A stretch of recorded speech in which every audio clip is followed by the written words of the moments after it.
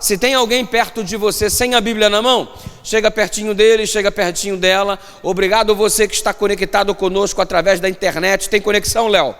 Tem conexão? Tem uma galerinha conectada com a gente aí. Deus seja louvado por tua vida, por você também ter reservado esse espaço para estar conectado conosco, esse tempo, esse período. E eu espero que onde quer que você esteja, que o Espírito do Senhor também te alcance, como só Ele sabe, como só Ele pode, em nome do Senhor. E aliás, eu queria que a igreja desejasse para você também uma bênção especial. Eu vou contar até 3, aí a igreja adventista aqui no Coqueiro vai dizer para os nossos internautas que estão conectados conosco: Deus abençoe você. Léo, tem gente de que lugar aí? Pará, Maranhão, São Paulo, de onde mais? Pernambuco. Ô, glória. Do mundo aí. Tem alguém do Pará, mano, conectado com a gente? Joia. Então, ó, você vai mandar agora abraço para os paulistas, para os pernambucanos. A gente vai dizer, eu vou contar 1, 2, 3, você vai dizer: Deus abençoe você, ok? Mas faz um negócio caloroso, faz um negócio bonito, para provar para o irmão que ele tem muito valor estando conectado conosco lá de onde ele se encontra nesse momento. Então, atenção, Igreja Adventista calorosa e carinhosa do Coqueiro. 1, 2, 3. Sinta-se abençoado desde já, querido internauta, e muito obrigado por estar conectado conosco. Vamos em frente. Êxodo capítulo 1, eu vou fazer a leitura a partir do verso 8. Leitura a partir do verso 8, em nome de Jesus. Acompanhe então a partir do verso 8. A palavra do Senhor diz assim: entre mentes se levantou o novo rei sobre o Egito, que não conhecera José. Se liga nisso aqui. Parece um detalhe muito simples, mas é algo relevante, de grande importância, e se você parar para observar o detalhe, vai entender que já existe uma poderosa lição para nós nesta noite. Levantou-se um grande rei no Egito que não conhecera José. Reparou? O Moisés, autor do livro, não coloca o nome do rei, não coloca quem é o rei. Por que que o rei do Egito, que é um cara mais poderoso da terra na época, não tem o nome no livro? Talvez você me diga que o nome dele está implícito aqui, quando você lê o versículo seguinte, ou quando você lê o desenvolvimento da história, porque é dito que ele edificou as cidades de Pitom e Ramsés. Aí você vai dizer assim: pastor, está lá, ó, é o faraó Ramsés. Inclusive, quando eu assisti o desenho da Disney, eu vi que estava lá a Disney dizendo que o faraó era o Ramsés. Por acaso você usa a Disney para determinar o teu conhecimento bíblico, meu filho? Por acaso a Disney é a nossa fonte de informação para esclarecimento da palavra do Senhor? A Disney diz no desenho animado do Moisés que o Ramsés é o faraó, só que aqui não está explícito o nome do faraó. Quem que é o faraó e por que que ele não aparece? Eu vou te explicar primeiro por que ele não aparece. Ele não aparece porque na cultura egípcia, quando você coloca o nome do chefe, é porque você está querendo dar moral para o chefe. Na cultura do Egito, quando você coloca um episódio com o nome do rei, com o nome da autoridade, você está dando moral para a autoridade. Diferente da cultura de onde Daniel cresceu, lá na Babilônia. Porque lá na Babilônia, quando você coloca o nome do rei, o Daniel coloca com um propósito diferente, para mostrar o quanto Deus é maior do que ele. Então eu vou pôr o nome do rei, para mostrar que Deus é maior do que o rei. E o Moisés já é diferente. Eu não vou colocar o nome do rei, porque eu não vou dar moral para ele não. Então Moisés decide não dar moral, porque a cultura egípcia é assim. E o Daniel resolve colocar o nome do rei para mostrar que Deus é maior do que o rei que está em questão. Quem que está certo? Quem que está errado? Não é uma questão de certo ou errado, é apenas uma questão de estar inserido em uma cultura diferente. O Moisés está inserido na cultura egípcia e o Daniel está inserido na cultura dos caldeus, dos babilônios. Então o comportamento é diferente de cultura para cultura, e você não vai estranhar isso, porque você aqui, chega aqui no Pará, e eu vim do Rio de Janeiro, chego aqui no Pará, e de repente o irmão vira para mim, me chama de égua, e eu tomei um susto. Eu falei, mas como que você chama o pastor de égua? Que ofensa é essa? Não sei o que, pastor. Égua, pastor? Mas tá me chamando de égua, mano? Super estranho para mim que vim do Rio de Janeiro, uma cultura diferente.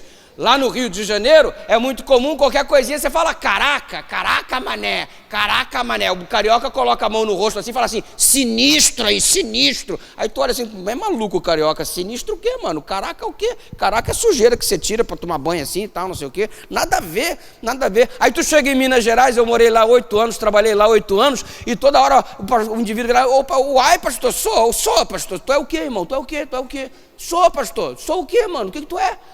Uai, sou, trem, tudo é trem, mano. Pega esse trem, a Bíblia é um trem, pega esse trem e lê, irmão. Culturas diferentes, comportamentos diferentes.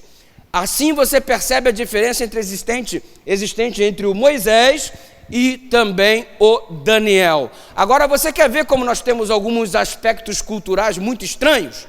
Exemplo, quando o indivíduo, você se despede do indivíduo, você diz o que para ele? Vai com Deus. Por que você fala vai com Deus? Você é pagão? Os pagãos é que usavam essa determinação vai com Deus, porque acreditava-se no passado que a divindade era alguma coisa regional, e para você sair da tua região, ele desejava vai com teu Deus, porque lá para onde você vai não é a região do teu Deus, e seria muito bom se você fosse com ele. Nós não acreditamos nisso, nós acreditamos que o nosso Deus, ele é universal, ele é onipresente, ele está em todos os lugares. Para que eu vou dizer para você vai com Deus, se onde você vai, Deus certamente está?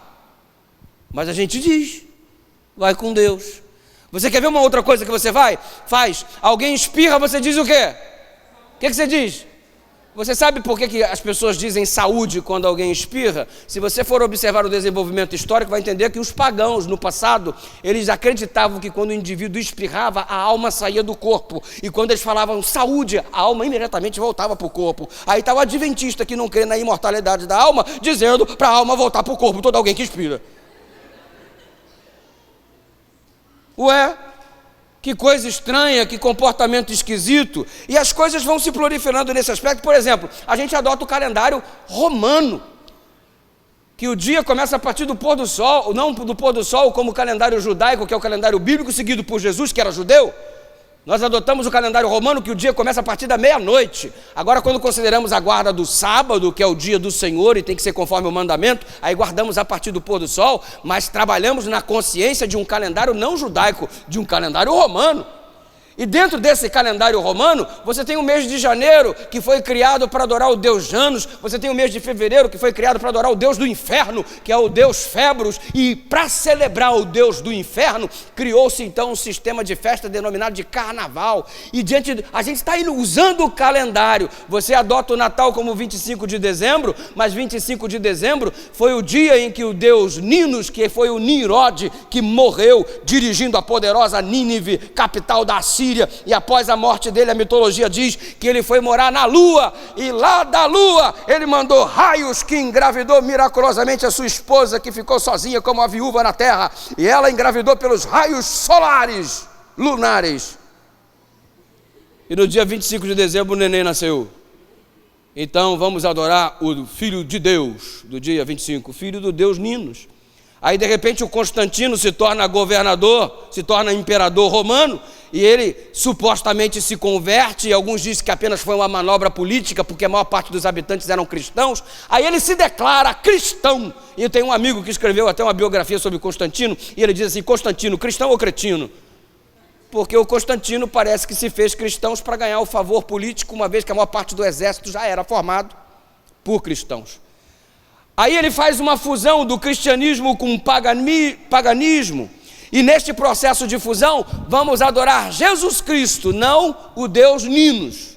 Mas a gente não sabe a data que Jesus nasceu, então vamos usar 25 de dezembro aí como referência. Então houve uma fusão do paganismo com o cristianismo. Ah, pastor, então a gente não deve celebrar o Natal? Não, não se trata disso. A gente dá um ressignificado. A gente dá um significado cristão para as coisas que usualmente eram usadas como pagã. A gente dá um ressignificado para a palavra saúde, porque é um desejo cristão de que você deseja o bem-estar para a pessoa que nesse momento não se encontra muito bem de saúde. Você diz vai com Deus, não é porque você crê que Deus não é onipresente, você acredita que Ele é onipresente, mas você deseja que o indivíduo esteja conectado com o Senhor por onde quer que ele vá. A nossa intenção agora é diferente, porque nós passamos por um filtro chamado cristianismo. Nós ressignificamos as coisas, e já que nós ressignificamos muita coisa, Por que a gente não começa a ressignificar alguma coisa que está precisando neste momento de um ressignificado? O quê? Tua vida de oração, por exemplo, está precisando de um ressignificado aí, irmão. Você está paupérrimo no que diz respeito à vida de oração, ao seu processo de comunhão, de busca, seus momentos a sós com Deus. Acho que você precisa ressignificar em nome de Jesus seu casamento, sua intimidade com sua esposa, seu relacionamento de amizade com ela, com seu cônjuge, com seus filhos. Você precisa ressignificar como você de repente está vendo o papel da igreja neste mundo e o quanto você está comprometido com a responsabilidade que essa igreja tem. Ei, você sabe que área da tua vida você precisa neste momento dar um ressignificado, porque inicialmente você abraçou um conceito, mas esse conceito com o passar do tempo entrou num processo de rotina e é como se o teu relacionamento com Deus e as coisas importantes da vida estivessem caminhando a passos largos para a lata do lixo, e você precisa dar um ressignificado. Um dia você passou aqui pelas águas batismais e hoje você se comporta como se isso aqui não tivesse feito parte da sua vida. Sabe o que isso significa? Tem que dar um ressignificado, tem que fazer uma santa ceia, tem que entrar num processo de comunhão, é dar um ressignificado a coisas que anteriormente foram super relevantes, mas hoje você se acomodou de tal forma que isso passou a ser comum, e não devia ser comum alguma coisa que é tão especial. E você observa exatamente este processo de essa abertura de ensinamento. E você observa o Moisés dentro de um contexto onde ele não coloca o nome do rei, porque ele não quer dar moral para o rei. E vamos respeitar o contexto cultural que Moisés está inserido. Mas afinal de contas, quem que é o faraó que, segundo a Bíblia, não conhecia o José? Aliás, existe uma história muito longa e muito linda por trás disso, a história do desenvolvimento histórico dos Ixos e etc., e os faraós que foram surgindo, não verdadeiramente egípcios, mas pelo fato do povo da Ásia ter conquistado. Enfim, é uma história linda que existe por trás disso, mas afinal de contas, quem é o tal do faraó que o Moisés não cita o nome? Você recorre à própria Bíblia e tem uma declaração de um texto muito legal, que é o texto de 1 Reis, capítulo 6, verso 1. E se você abrir a Bíblia agora, em 1 Reis, capítulo 6, verso 1, você vai chegar a uma conclusão interessante. A Bíblia diz, no livro de 1 Reis, capítulo 6, verso 1, que Salomão estava no 4º ano do seu reinado. 1 Reis, capítulo 6, verso 1. Olha a declaração existente aqui. No ano 480, depois de saírem os filhos de Israel do Egito, Salomão, no 4º ano do seu reinado sobre Israel, resumo, no 4º ano do reinado de Salomão sobre Israel, já faziam 480 anos que o povo havia saído do Egito, que o êxodo ocorrera. No 4º ano do reinado de Salomão. Se você recorrer aos livros de história, você vai entender que o 4º ano do reinado de Salomão aconteceu no ano 966 a.C. Então aqui, 966 a.C., 4º ano do reinado de Salomão, e faziam 480 anos que o povo havia saído de lá, do Egito. Bom, 966, já se passaram 480 anos, é o 4º ano do reinado de Salomão, 480 anos se passaram desde que o povo saiu do Egito. Então, quando que foi? Basta você adicionar, e como você entra num processo de contagem diferente do que se fosse crescente, você volta um pouquinho no túnel do tempo, e você vai entender que aqui era 1446 a.C., quando aconteceu o Êxodo. Então, qual é a data do Êxodo? 1446 a.C. Aí você recorre de novo ao livro de história. Quem é o faraó em 1446 a.C.? Aí você descobre que não é o Ramsés, de acordo com a Disney. O faraó em 1446 a.C., nada mais nada menos era que o Tutmoses III. Tutmoses III é o homem que o Moisés não coloca o nome aqui, porque não queria dar moral para ele. E por que o Moisés não queria dar moral para o Tutmoses III? Por um motivo simples. Olha o desenrolar do texto bíblico, diz assim: ele disse ao seu povo: eis que o povo dos filhos de Israel é mais numeroso e mais forte do que nós. Eia, usamos de astúcia para com ele, para que não se multiplique e seja o caso de, vindo a guerra, ele se ajunte com os nossos inimigos, peleje contra nós e saia da terra. E os egípcios puseram sobre ele feitores de obra para os afligirem com suas cargas.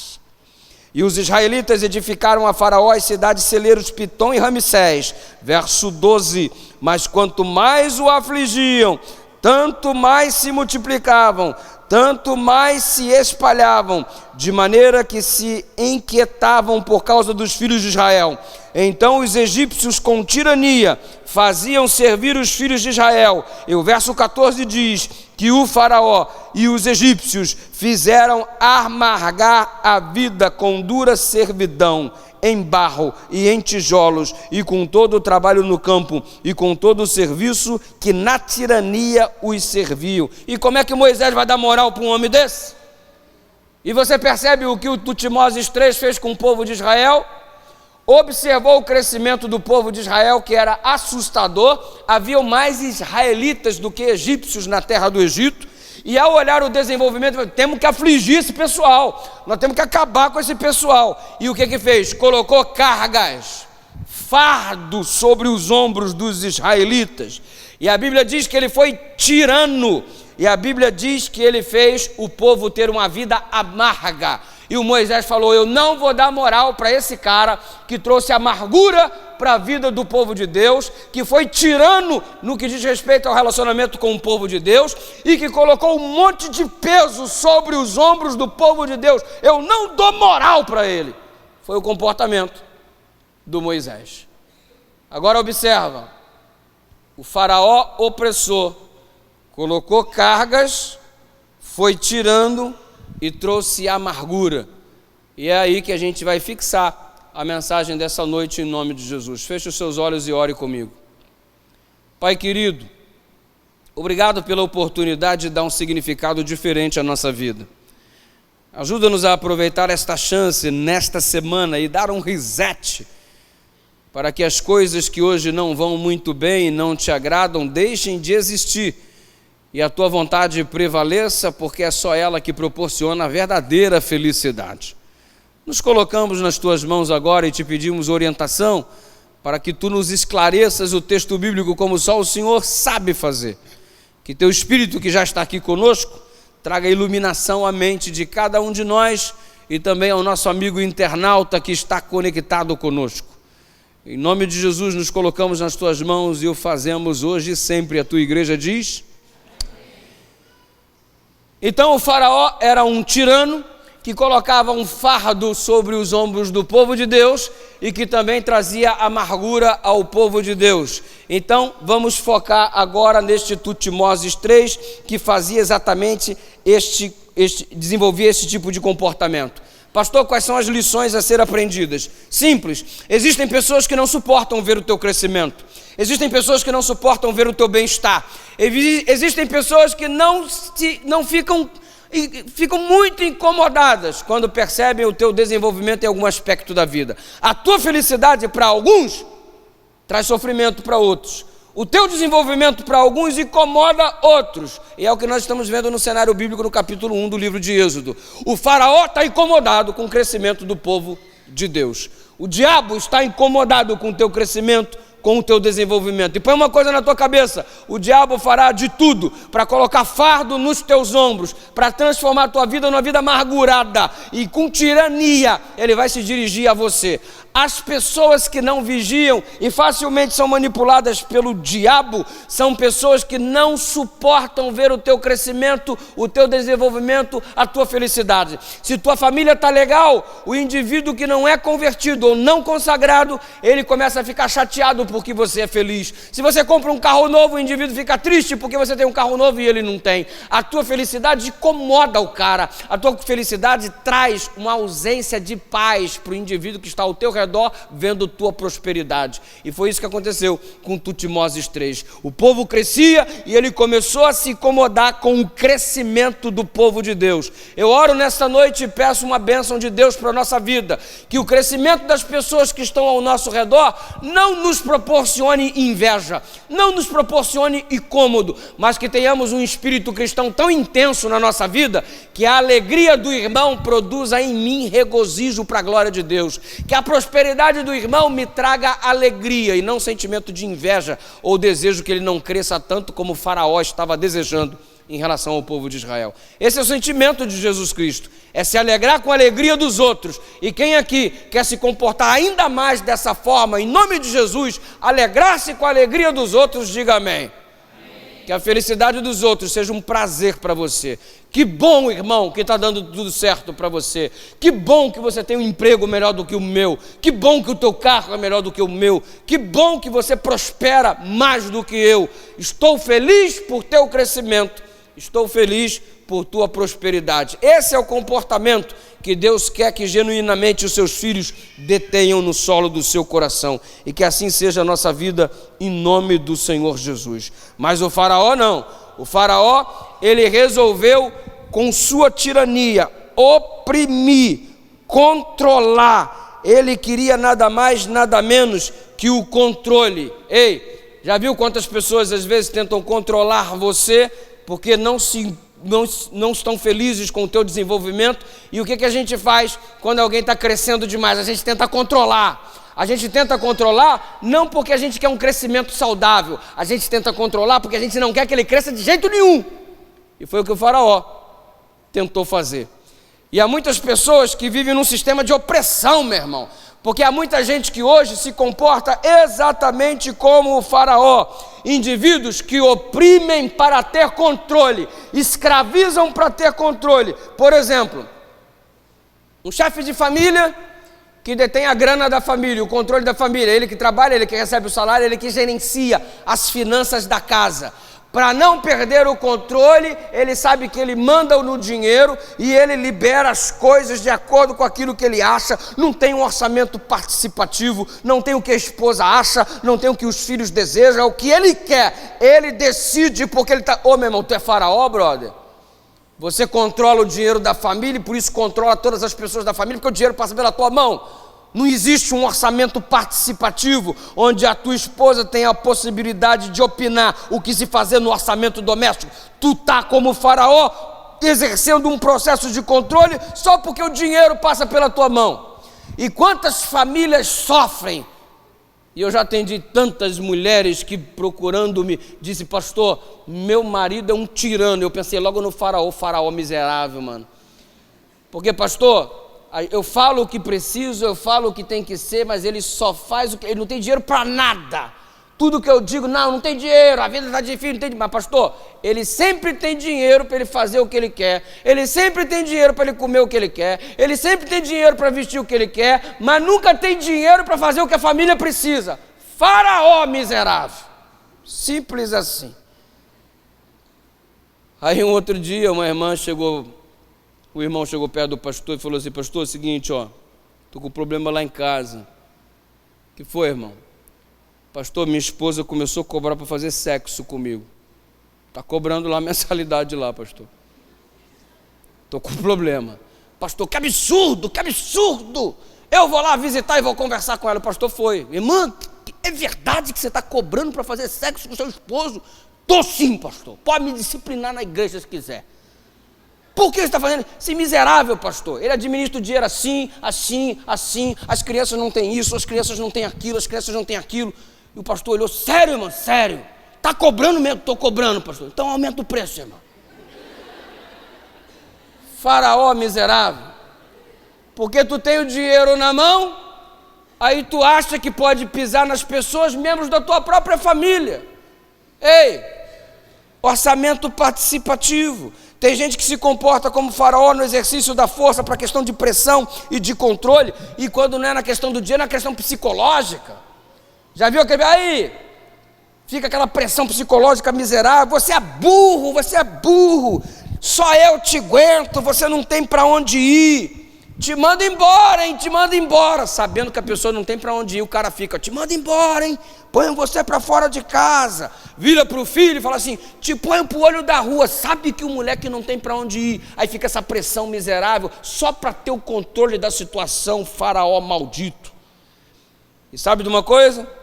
Outros ainda oprimem, escravizando os seus filhos que não estão ainda na idade de trabalhar, e explora as crianças para obter muitas vezes nos sinais de trânsito da cidade um dinheiro para sustentar seu próprio vício. Não permitem outros, através de uma opressão maldita, um crescimento cultural. É opressão, irmãos. Sabe por quê? Tua mulher não pode conversar com ninguém, a tua mulher não pode ter amizade, só você que pode ter amizade, a tua mulher não pode sair com as amigas, mas você pode sair para jogar futebol com os colegas no final de semana. É uma opressão maldita. Só você pode estudar, ela não pode estudar. Só você pode viajar, ela não pode viajar. É opressão. Você se comporta como se fosse um faraó. E o contrário também é verdade, porque os papéis familiares hoje se inverteram. Tem muito homem ficando em casa e a mulher sai para trabalhar, e ela que é a faraóia, sei lá se é assim que fala, mano. Negócio louco. Ela que controla, ela que determina, e o garotão fica em casa lavando louça, todo submisso, aquela coisa toda, e os papéis estão se invertendo. E ninguém permite o crescimento cultural do outro. É uma vida de opressão dentro da própria casa. E sabe qual que é o grande problema da opressão? Ela cega as pessoas. E você observa esse comportamento no próprio povo de Israel. Chegou um momento quando Moisés se apresentou: ei, eu vim aqui para libertar vocês, para tirar vocês dessa escravidão que já perdura 430 anos. Aí o Moisés começou a fazer aqueles sinais, entrar naquele embate com o faraó que você conhece, e teve um momento que o povo de Israel virou para Moisés e falou assim: ó, faraó está chateado com a gente, por tua culpa. Regaçaram Moisés e colocaram a culpa em Moisés pelo faraó estar chateadinho. Sabe o que isso significa? Que o indivíduo que é oprimido, ele tende a experimentar um processo de cegueira. Ele já não enxerga mais o mal que o opressor faz. Ele começa a se sentir culpado pela opressão. Porque o cara que oprime, ele cria em você a seguinte consciência, de que você é o responsável por estar vivendo o que você está vivendo. Não, eu estou fazendo isso com você, é para o teu bem, porque você é assim, é assim, é assim, é assim. Aí você se sente culpado pelo indivíduo ser um miserável com você. Ele é desse jeito por minha culpa. Ô Moisés, olha, é por causa de você, não é porque o faraó é ruim, ele está chateadinho com a gente, mas é por causa de você, Moisés. Então a gente acaba colocando a culpa na pessoa errada, em nós mesmos ou quem não tem nada a ver com a situação. E reparou que a gente faz a mesma coisa na vida espiritual? O diabo te oprime, o diabo te arrebenta, o diabo te esculhamba todinho, e no final você põe a culpa em quem? Em Deus. Onde estava o Senhor que não me amparou? Onde estava o Senhor que não escutou minha oração? E quantas pessoas eu atendo no direct do Instagram todo dia, e gente reclamando de quem? Do diabo? Não, reclamando de Deus. Ah, pastor, Deus me abandonou. Ah, pastor, Deus... Então o que acontece? O diabo te oprime, o diabo te arrebenta todo, e a culpa é de Deus. O que é isso? É o mesmo efeito de Êxodo capítulo 1. O indivíduo oprimido, ele passa a se tornar cego para não enxergar a realidade daquele que te oprime e coloca a culpa em quem não tem nada a ver. Assim como colocaram a culpa no Moisés, hoje nós estamos colocando a culpa em Deus, como se Deus tivesse abandonado a gente, como se Deus não ligasse para a gente, enquanto o diabo está fazendo miséria na vida e ele é o grande responsável. Então que ele arrume o lugar dele. Onde é o lugar do Satanás? Embaixo dos pés de Jesus, sendo esmagado a sua cabeça pelo príncipe, pelo rei do universo. Então, cuidado. E sabe qual é a outra questão relacionada à opressão? É que você começa a viver a síndrome do opressor oprimido. O indivíduo passou a vida inteira sendo oprimido, a vida inteira comeu pão que o diabo amassou, e a vida inteira pisaram nele, machucaram ele. Um dia ele vira autoridade. Um dia ele recebe poder. Aí o que ele faz? Ele oprime as pessoas do mesmo jeito que ele foi oprimido ao longo de toda a vida. Pisaram em mim, agora eu vou pisar também. Porque se eu venci sendo pisado, esse indivíduo, para vencer, ele tem que superar o fato de eu estar pisando nele, para ele ser bom como eu sou. É a síndrome do opressor oprimido. Vou fazer com os outros tudo aquilo que fizeram comigo. Ei! Para todos esses tipos de opressão miserável que não representam o reino de Deus, mas o ministério do diabo, eu tenho uma frase para dizer em nome de Jesus: Show, Faraó, sai perto de mim. Eu quero o êxodo para a minha vida em nome de Jesus. Eu quero o reset, eu quero recomeçar de novo. Eu quero sair desta opressão maldita de pessoas e do príncipe das trevas. Eu quero ser livre em Jesus. Quem deseja, diga amém. Então vira para a pessoa que está do seu lado, olha para essa pessoa agora, com muito carinho, e diz assim: show, Faraó, sai de perto de mim, irmão, em nome de Jesus. Aleluia. Irmão, eu me lembro que eu morava em São João de Meriti, Jardim Paraíso, Baixada Fluminense, Rio de Janeiro. E quando chovia, especialmente nas chuvas de verão do Rio de Janeiro, tudo inundava, tudo alagava, era o caos, uma tragédia.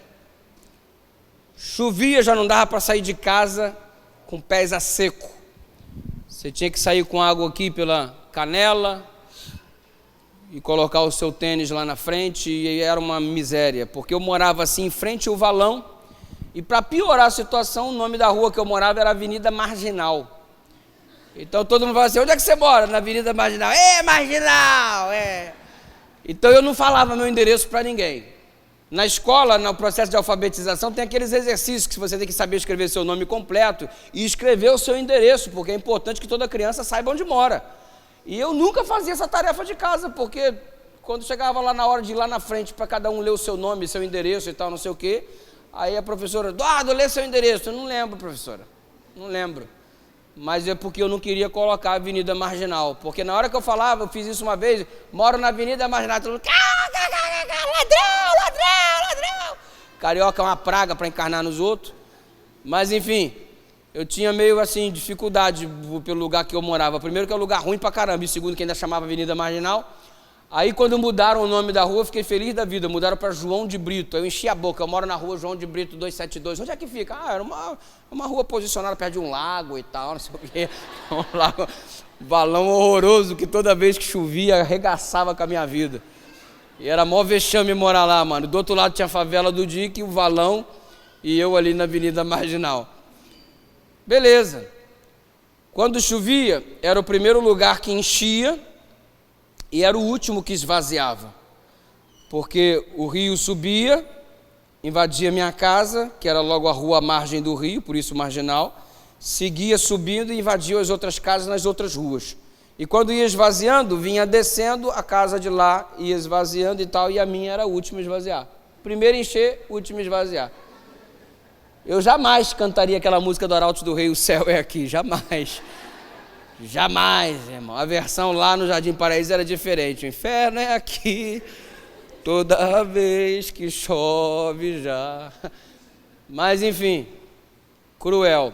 Minha mãe, tadinha, juntou todas as economias que pôde, juntamente com meu padrasto, e resolveram construir um muro. Vamos fazer um muro bacana, porque não vai mais encher aqui nessa casa. Não temos condições de mudar, então vamos fazer um muro, vamos investir tudo no muro. Mas investiram tudo que não tinha no muro. E fizeram um muro alto, levantaram um portão batente enorme. Resumo de conversa: vieram as chuvas de verão no Rio de Janeiro, e chovia forte, e enchente em cima de enchente. Teve uma que foi muito brava, e aquela foi a prova final do muro. Todas as casas da rua foram inundadas, menos a nossa. O muro estava segurando firme ali a pressão. Só que o nível foi subindo demais, passou da metade do muro, o quintal completamente vazio, dentro de casa tudo seco, tudo lindo, uma experiência maravilhosa. A gente nunca ficou em seco com tanta chuva e estávamos emocionados, mas a rua enchendo, e todo mundo: vamos sair de casa. E a gente: vamos não, porque aqui tá legal, aqui não enche, minha casa não enche. Todo mundo saiu das suas casas por conta da inundação, nós fomos os únicos que ficamos, porque estava tudo muito seco, tudo muito tranquilo, o muro estava funcionando, mas o nível da água subiu mais do que o normal, e quase chegou a cobrir o muro, e a pressão foi tanta, mas foi tanta, que o muro desabou de uma só vez, e a água que não estava dentro veio no formato de enxurrada, como se fosse uma onda do mar, e aquele monte de água entrando dentro de casa, e a gente vai desabar a casa, e agarrava nas coisas e tal, e minha mãe gritava, minha irmã gritava, e claro, eu gritava também, todo mundo gritando, vamos morrer nessa miséria e tal, não sei o que, inferno. Pensávamos que a casa ia desabar por causa da força com que a água entrou. O fato é que o muro não resistiu à pressão, não resistiu à opressão. Minou a força do muro, a resistência se perdeu e esse foi o resultado. Podia ter desistido de tudo, largado tudo, mas minha mãe falou assim: vamos reconstruir o muro mais forte, mais alto. E minha mãe construiu uma muralha. E eu não sei se ela queria competir com a muralha da China, meu irmão, mas eu sei que ela construiu um negócio louco demais para conter a água da enchente e realmente nunca mais encheu. Talvez a gente tenha sido muito oprimido pela vida e as nossas resistências foram minadas e o nosso muro, a nossa casa caiu, desabou. A gente não aguentou a pressão. Você tem duas coisas para fazer. Número 1, você pode dar um ressignificado e reconstruir a sua vida que foi destruída por conta da opressão do maldito faraó que te atormentou ao longo de todo o tempo. Ou você pode entrar num processo de depressão profunda e definhar até a morte, num buraco que você mesmo vai cavar para você. Vai entrar num buraco que você mesmo vai casar num processo de depressão profunda por sua vida estar destruída por conta de um opressor ou vários opressores, ou você vai aproveitar e reconstruir o teu muro numa base mais sólida, a saber, Jesus Cristo, que é o nosso verdadeiro alicerce, para que possamos, com esse processo de reconstrução, sermos mais fortes do que éramos anteriormente, e ainda que o faraó surja para nos oprimir, nós resistiremos a ele e a vitória será nossa em nome de Jesus.